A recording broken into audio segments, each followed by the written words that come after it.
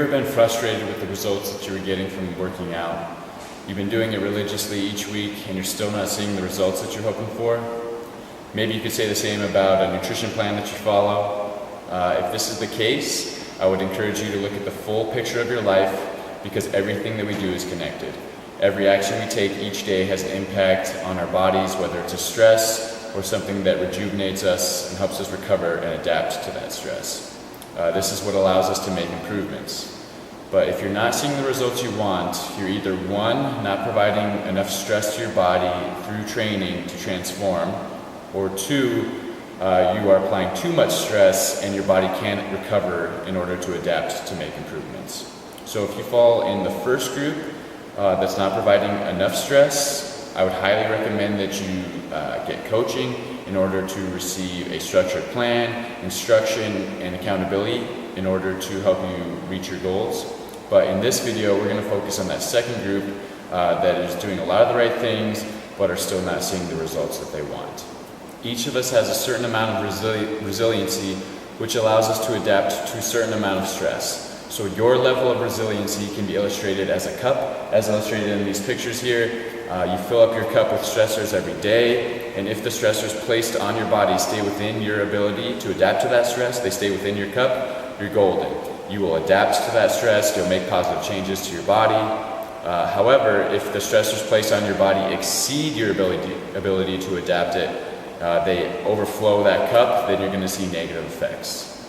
And each person has a different sized cup. So the size of your cup, your own resiliency, dictates how much stress you are capable of taking on. And it's going to be different for everybody. Some people are blessed genetically and have way more resiliency than others. They're naturally mobile, they have favorable body types and limb lengths to excel in sport, they recover quickly, they sleep well, they have fast metabolisms, and they can handle any type of food without issues. This is not most people. Most of us have to work our tails off and do all the right things in order to make progress and not overload our system with stress. Stress can come from work or school. You can experience financial stress, relationship stress, poor nutrition habits, lack of sleep, mental health issues with anxiety or depression, or just a lack of purpose or overall happiness.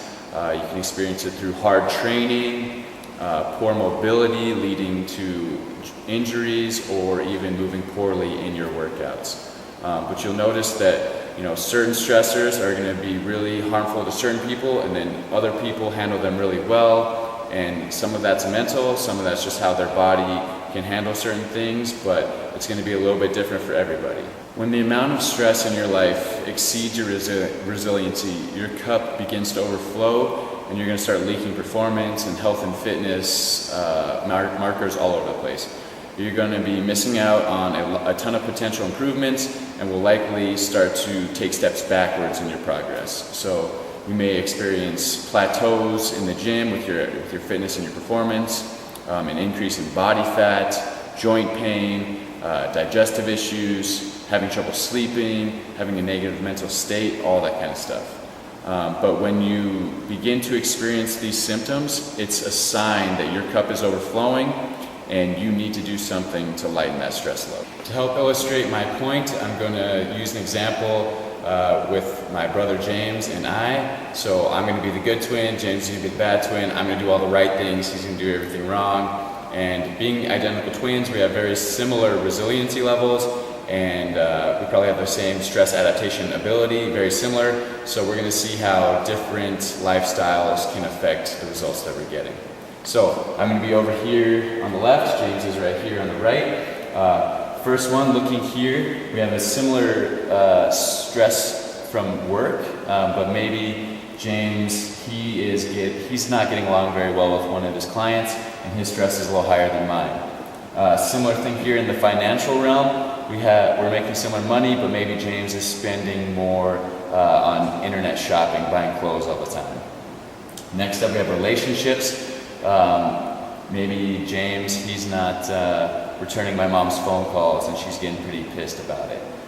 So that's increasing his relationship stress more than mine. Nutrition.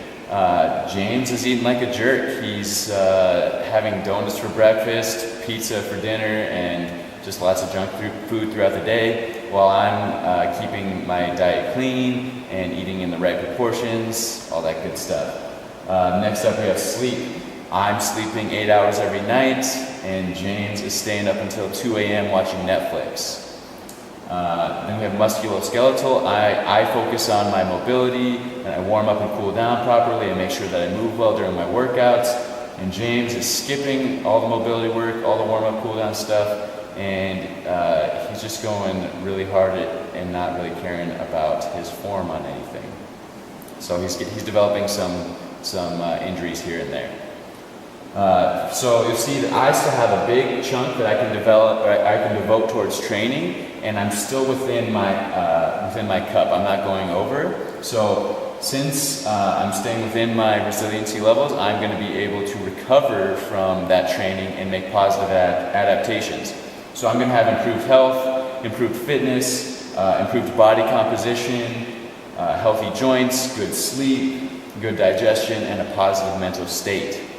And James is going to try and keep up with me in training, but you'll see that he tries to do the same amount of work, but he's come over his red line here. He's exceeded his body's ability to adapt to that stress, and now he's experiencing health problems.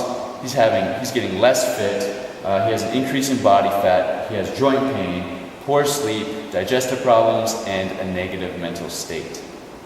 And if he was just looking at training, he would say, well, I'm doing everything that you're doing in the gym, we should be getting similar results. But since he wasn't paying attention to all the other aspects of his life and the stresses that they were playing on his body, he didn't realize that was going on, and he's getting worse results for it. So the next step for James is going to be to decrease that overall stress load, and he can do that through a number of ways, including improving food quality. So he's going to focus most of his foods around whole foods like meats and vegetables, nuts and seeds, some fruit, little starch, and no sugar. He's going to have healthy amounts of food, so he's not going to overeat. He's going to make sure that he's eating just enough food to maintain his performance and not put on body fat. He's going to avoid foods that he's intolerant to, so he's going to pay attention to what he eats, and he's going to remove anything from his diet that causes symptoms like a scratchy throat, or congestion, or a runny nose, or headaches, or low energy, or digestive problems like gas, bloating, running to the bathroom, anything like that. He's going to pay attention and remove the foods that cause those problems. He's going to improve his mobility. He's found out that he has very tight ankles, so that's why when he squats, he comes up on his toes, and that's causing his knees to hurt. So he's going to fix that ankle mobility problem, and that's going to make squats less stressful on his body, and then his knees won't hurt. He's going to emphasize good movement. So instead of focusing on having the fastest time and all the time in his workouts, he's going to focus more on the movement quality, making sure that he's moving safely and correctly. He's going to improve his sleep by developing a nighttime routine with stretching and reading and winding down before bed, getting rid of any electronics, and sleeping in a dark, cold room.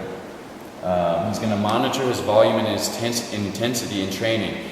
He's going to, make sure that he's only doing enough in the gym that's going to allow him to recover from that stress. So he's going to make sure that he's recovering by making sure that he's, one, in a good mood, he's sleeping well, and he's excited to train. Lastly, he's going to do a lot of stress-relieving activities like hanging out with family and friends, playing games, watching movies that make him laugh out loud, hanging out with his dog Yankee, just things like that help him develop a more positive mental state. Once you're able to bring your overall stress levels down within your cup of resiliency, you will continue making progress towards your fitness goals and be a much healthier person in general. Now you might be asking, is there any way that I can increase the size of my cup? And the answer is yes. You can push your stress adaptation ceiling up by slowly taking on just a little more over time, and you can push slightly above that line for a little bit of time, but if you don't change your lifestyle in a way that brings you back down into your recovery zone, you will not get the results you're looking for, and it's going to be really hard on your body. Alright guys, I hope this video helped shine a light on how everything that we do affects our results that we're getting in the gym and our overall health in general. So make sure that we're keeping track of all the things that are stressing us out. positive or negative, and we're doing things to rejuvenate and recover from those stresses.